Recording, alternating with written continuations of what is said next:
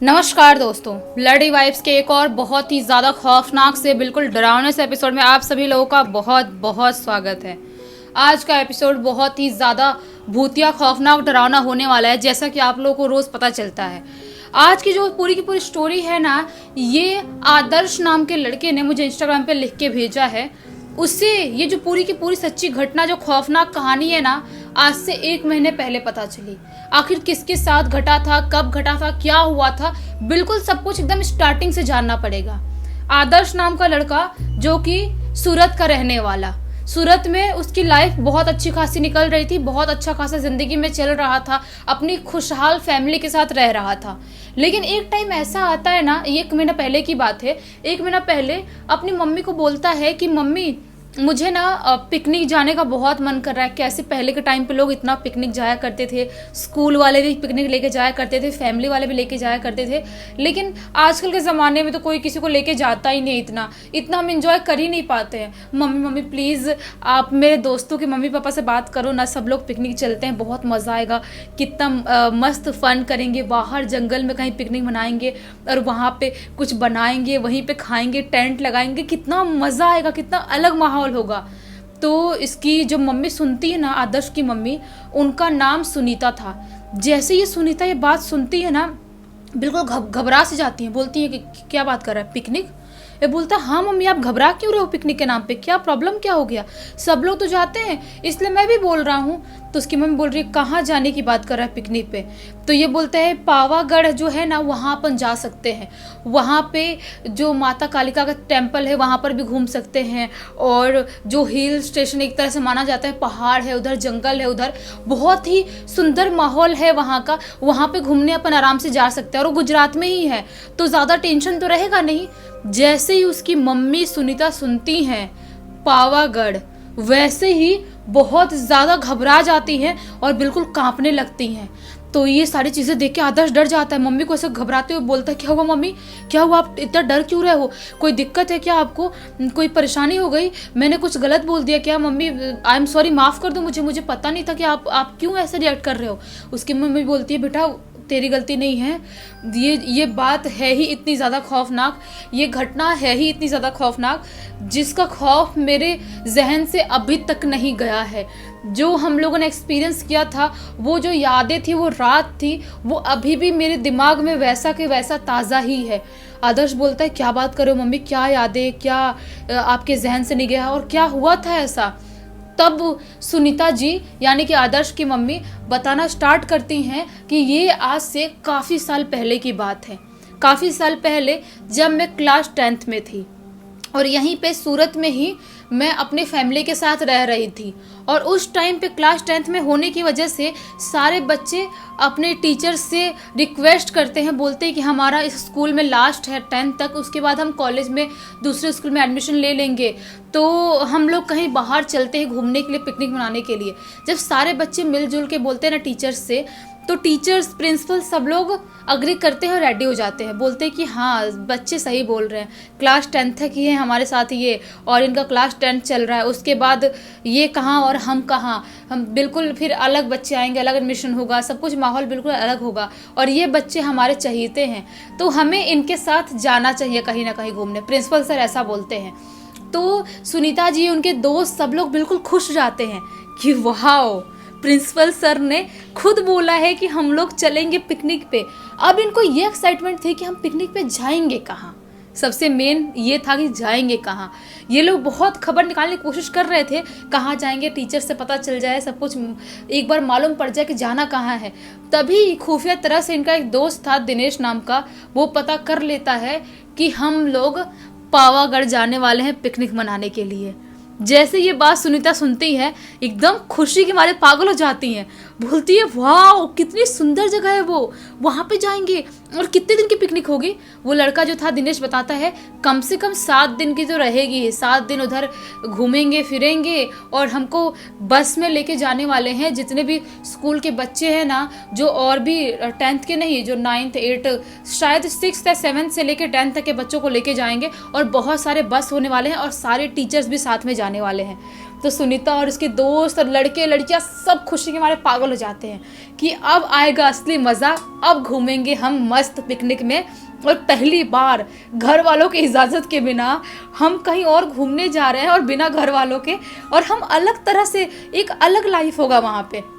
ऐसा ही होता है, ये लोग अपने घर वालों से बात करते हैं, टीचर्स मीटिंग रखते हैं घर वालों के साथ, और बात होने के बाद पता चलता है कि हाँ ठीक है, सब कुछ फाइनल हो गया, अब जाना ही है। जाने की तैयारी सब बच्चे करने में लग जाते हैं, पैकिंग करना, अपनी चीज़ें रखना, खाने पीने के घर वालों से पैसे लेना, सब चीज़ें कर लेते हैं। उसके बाद आखिरकार वो दिन आ जाता है जिस दिन इन लोगों को पावागढ़ जाने के लिए निकलना था।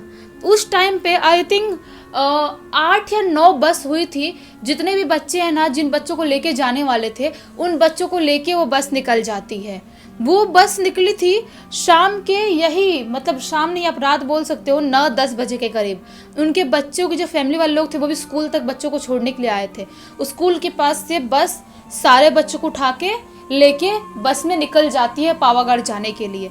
सबका सफ़र बहुत अच्छा खासा था, बहुत मज़ा आ रहा था, कोई टेंशन नहीं है, एकदम एंजॉय करते करते आराम आराम से बस में जा रहे होते हैं। लेकिन टीचर्स लोग बार बार आके वार्निंग दे रहे होते हैं, किसी को जागना नहीं है, रात का टाइम है, सबको सोना है, किसी को बातचीत नहीं करना है, जितना भी बातचीत करना है दिन में जाना, वहाँ पे जहाँ रुकेंगे वहाँ पे करना, क्योंकि डिसिप्लिन तो होती है, टीचर्स साथ में होते हैं। तो ऐसा ही था, सब लोग मस्त नींद में सो जाते हैं अपने अपने सीट पे जाके, बस की सीट पे जाके। तभी रात के तकरीबन 1:30 बजे करीब जोर से आवाज होती है, बहुत जोर से, इतनी जोर से आवाज होती है और बस धक्का लेके ऐसे रुकती है, और सारे बच्चे सब हड़बड़ा के उठ जाते हैं और एकदम घबरा जाते हैं कि आखिर इतनी जोर से क्या आवाज थी और बस झटके में क्यों रुकी।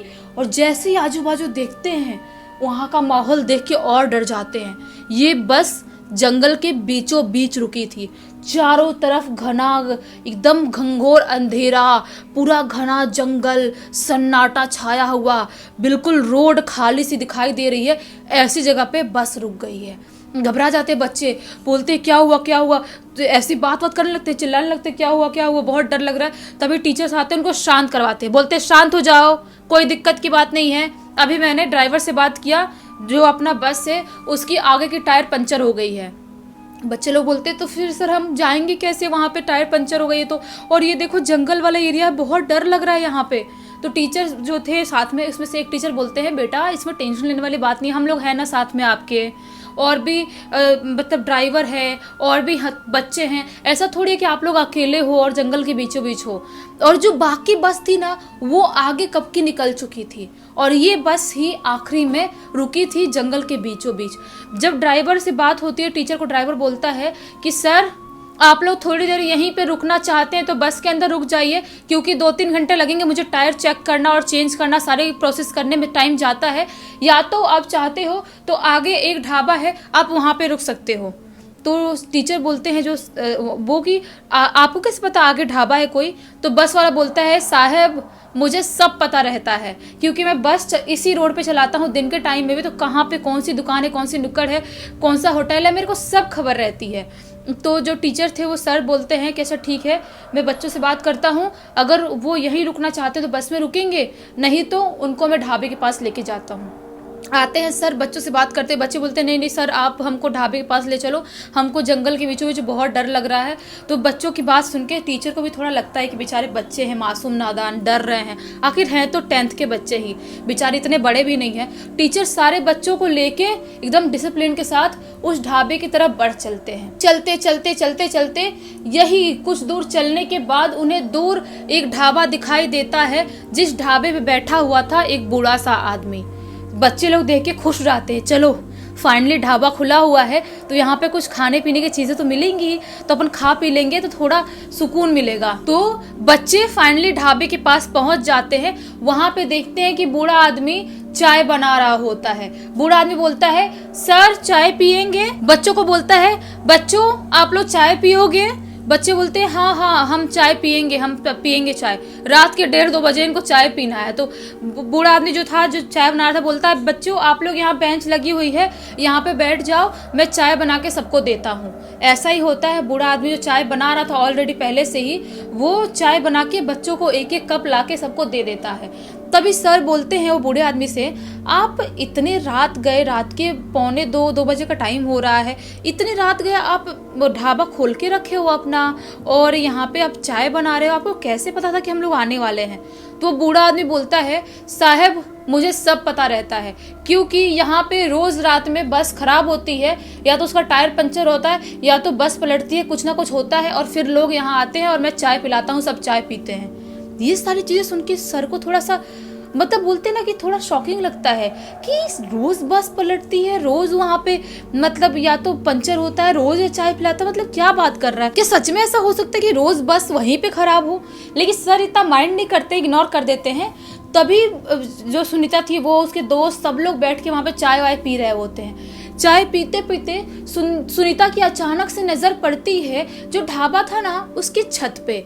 वहाँ पे वो क्या देखती है कि एक वाइट साड़ी में औरत लंबे खुले बाल के साथ ऐसे जोर जोर से नाच रही है, कूद रही है छत के ऊपर।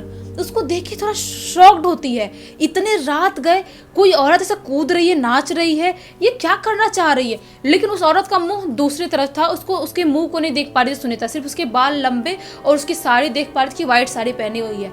और जैसे ही उसको नोटिस करती तभी अचानक से वो औरत उस अपना मुंह इधर सुनीता की तरफ करती है और जोर जोर से हंसना स्टार्ट कर देती है। हा हा हा करके जोर से हंसते हैं ना, वैसे टाइप हंसना स्टार्ट कर देती है। और सुनीता देख के बिल्कुल घबरा जाती है, इधर कांपने लगती है कि ये कौन सी औरत है और इतनी जोर जोर से क्यों हंस रही है।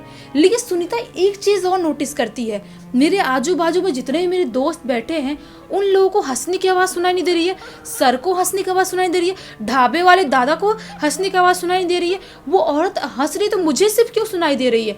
ये सारी चीज़ें सोच ही रही होती है।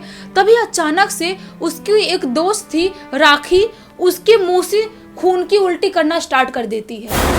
जैसे ही राखी खून की उल्टी करना स्टार्ट करती है सब लोग घबरा जाते हैं, बच्चे लोग बोलते ये क्या है, खून की उल्टी क्यों कर रही है? सर भी घबरा जाते हैं, ढाबा वाले भी बोलते क्या हुआ बेटा, क्या हुआ? सब लोग पूछते हैं, मुंह धुलाते, बोलती है पता नहीं मेरे गले में अजीब सा लग रहा है, मुझे चक्कर आ रहा है और खून की उल्टी हो रही है। बच्चे रोने लगते हैं, 1-2 बच्चे बोलते हैं सर इसको क्या हो गया, हमारे साथ भी ऐसा तो नहीं हो जाएगा? सर बोलते हैं बेटा तुम लोग इतने भी छोटे नहीं हो, समझदार हो, समझने की कोशिश करो, तुम लोग के साथ कुछ भी नहीं होगा। शायद हो सकता है राखी ने कुछ गलत खा ली होगी इसीलिए वो ऐसी उल्टी कर रही है, कोई बड़ी बात नहीं है, तुम लोग टेंशन मत लो। ये सारी चीजें टीचर अभी बच्चों को समझा ही रहे होते हैं। तभी अचानक से जोर से जो दूर जंगल दिखाई दे रहा थोड़े दूर उनके, जोर से चीखने की आवाज सुनाई देती है।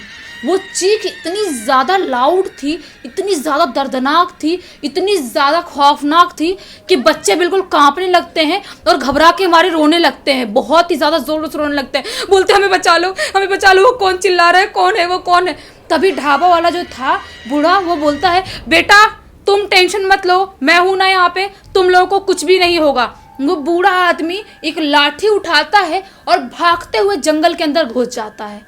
जंगल के अंदर घुस जाता है। उसके बाद ना आवाज़ जो चीखने की आई थी वो अचानक से बंद हो जाती है, बिल्कुल सन्नाटा शांत हो जाता है माहौल। लेकिन बच्चे अभी भी घबरा रहे थे, अभी भी उनका डरना बंद नहीं हुआ था, बिल्कुल भी वो समझ नहीं पा रहे थे कि आखिर ये आवाज़ आई तो आई क्या। लेकिन सर उनको अभी भी समझा रहे होते हैं। अभी टाइम निकल जाता है, 2 बजे से 3 बजे का टाइम हो जाता है, 3:30 बजे का टाइम होता है। 3:30 बजे के करीब वो बूढ़ा आदमी उस जंगल से यहाँ पे वापस आता है ढाबे के पास। वो लोग ढाबे के पास उस आदमी को देखते थोड़ा उनको सुकून मिलता है कि शायद हो सकता है ये जो बूढ़े दादाजी हैं इनको पता चल गया होगा वो आदमी कौन चीखा था। लेकिन ये बहुत शॉकिंग बात थी कि 2 बजे करीब ये गया था वहाँ पे और 1.5 घंटे बाद जंगल से वापस क्यों आ रहा है। और बूढ़ा आदमी आते से ही एकदम सख्त आवाज़ में खड़े होकर थोड़े दूर पे बोलता है, बच्चों ध्यान रहे, तुम लोगों ने जो भी चीखने की आवाज़ सुनी उस पर ज़्यादा गौर मत करना और उसे भूल जाना और उसके बारे में बात करने की ज़रूरत भी मत करना। और टीचर को बोलते हैं आप भी इस आवाज़ के बारे में बिल्कुल भी मत सोचना, क्योंकि जो भी इस आवाज़ के बारे में सोचेगा, उसके बारे में बात करेगा, उसकी ज़िंदगी नर्क से भी बदतर हो जाएगी। वो खौफ में ऐसी डूब जाएगा, ऐसी तड़प तड़प के मर जाएगा। ये सारी चीज़ें सुन के बिल्कुल टीचर घबरा जाते हैं कि ये बूढ़ा आदमी बच्चे को डरा क्यों रहा है, बच्चों को वैसे ऑलरेडी डरे हुए हैं। बोलते हैं टीचर ये काम करो, ये आपके पैसे पकड़ो और हम बच्चों को लेके जा रहे हैं। बच्चों को टीचर वहाँ से बस के पास लेके चले जाते हैं। बस के पास आते हैं, देखते हैं कि ड्राइवर ने अभी बस का फाइनली टायर वायर चेंज कर दिया है। बच्चों को टीचर लेके जाते हैं बस में और चिल्लाते हुए बोलते हैं, देखो बच्चों, कुछ भी हो जाए, कोई भी किसी चीज के बारे में डिस्कस नहीं करेगा, कोई भी बात नहीं करेगा, चुपचाप अपने अपने सीट पे जाके सो जाओ। जो भी बात करना है पिकनिक वाले जगह पे जाके बात करना। ये लोग सोचते हैं हाँ यार सही बात है, सर बोल रहे हैं और इतने गुस्से में तो हमको सो जाना चाहिए। सब बच्चे जाके अपने अपने सीट पे सो जाते हैं। अभी किसी को नींद आती, किसी को नहीं आती, क्योंकि डर इतना उनके ऊपर हावी हो रहा था। लेकिन कैसे कैसे सोने की कोशिश करने लगते हैं। सुबह के यही 5:30-6 बजे करीब ये लोग पिकनिक वाले स्थल पे पहुंच जाते हैं जहाँ पे इनको जाना था। उस जगह पे पहुंचते हैं, वहाँ पे टेंट लगाया जाता है, बाकी बस वाले लोग भी वहाँ पहुँच चुके थे। उसके बाद इनका पिकनिक वहाँ पे स्टार्ट हो जाता है। लेकिन पिकनिक तो स्टार्ट हो गया था, लेकिन राखी की तबीयत अपने आप बहुत ही ज़्यादा ख़राब होने लगी थी। और जो सुनीता थी उसकी तबीयत भी बहुत ज़्यादा ख़राब होने लगी थी। और 1-2 लड़के थे उनकी तबीयत भी, वो लोग लगातार खून की उल्टियाँ कर रहे थे। टीचर्स, बाकी सब लोग, प्रिंसिपल, सब लोग बिल्कुल घबरा जाते हैं कि आखिर बच्चों को हो क्या गया है, ऐसी हरकत क्यों कर रहे हैं। टीचर सोचते हैं कि बेहतर है कि हम पिकनिक का जो माहौल है उसे चेंज करें और हम जो 7 दिन का रखे थे 2-3 दिन में निपटा के कैसे भी इनको घर लेके चले जाएं। ऐसा ही होता है, ये सब लोगों का जल्दी जल्दी पिकनिक ख़त्म करके सबको घर ला दिया जाता है। लेकिन सुनीता और जो उसकी दोस्त राखी और भी 2-3 लड़के लड़कियां थे, उन लोगों ने उस चीज़ के बारे में, उस चीख के बारे में, उस ढाबे के बारे में, उस जंगल के बारे में डिस्कशन किया था, उसके बारे में बात किया था। ये लोग बस में सोते सोते किसी को बिना पता चले, उसकी वजह से शायद हो सकता है इनकी तबीयत खराब हो गई थी। उन लोगों का, राखी और सुनीता और बाकी लोगों का मानना तो यही है कि शायद वो जो बूढ़े दादाजी ने मना किए थे हमें डिस्कशन नहीं करना चाहिए था, उसकी वजह से हम भुगत रहे हैं। इन लोगों को उनकी तबीयत जो थी ना 10-12 दिन तक और ख़राब रहती है, एकदम वीकनेस आ गई थी। कैसे कैसे उनका ट्रीटमेंट चालू होता है और बहुत झाड़ फूक, पूजा पाठ कराया जाता है, तब जाके बच्चे ठीक होते हैं। लेकिन सुनीता उस चीख को, उस रात को आज तक नहीं भूल पाई है। और जैसे ही इसने, आदर्श ने ये बात बोला था कि मम्मी मुझे चलना है पिकनिक और वहाँ पे पावागढ़ जाना है, उसकी वजह से ज़्यादा खौफ में वापस से चली गई थी सुनीता। जैसे ये बात सुनता ना आदर्श बोलता है, मम्मी आप इतना डर रहे हो और आपके साथ इतनी खौफनाक घटना घटी है तो मैं नहीं चलूँगा। आप बोल रहे हो तो कोई बात नहीं, हम बाद में कभी और कहीं और जहाँ आप बोलोगे जाने के लिए वहाँ चल लेंगे, आप इतना घबराओ मत। वो बिल्कुल भी मान जाता है और पिकनिक जाने का जो उसका प्लान था वो कैंसिल कर देता है। खैर दोस्तों, थी तो बहुत ही ज़्यादा खौफनाक घटना। किसी बच्चे के साथ घटे तो उसकी पूरी ज़िंदगी उसके दिमाग में ये चीज़ हटा नहीं सकता, वो रहेगा ही रहेगा। आप लोग बताना कि आप लोगों को ये स्टोरी कैसी लगी। अगर अच्छी लगी तो वीडियो को लाइक कर देना, चैनल को सब्सक्राइब कर देना, बेल आइकन दबा के ऑल पे क्लिक कर देना, ताकि जब भी ऐसी खौफनाक वीडियो सबसे पहले आप लोग पास पहुँचे। चलिए कल वापस से मिलती हूँ, तब तक के लिए बहुत बहुत धन्यवाद।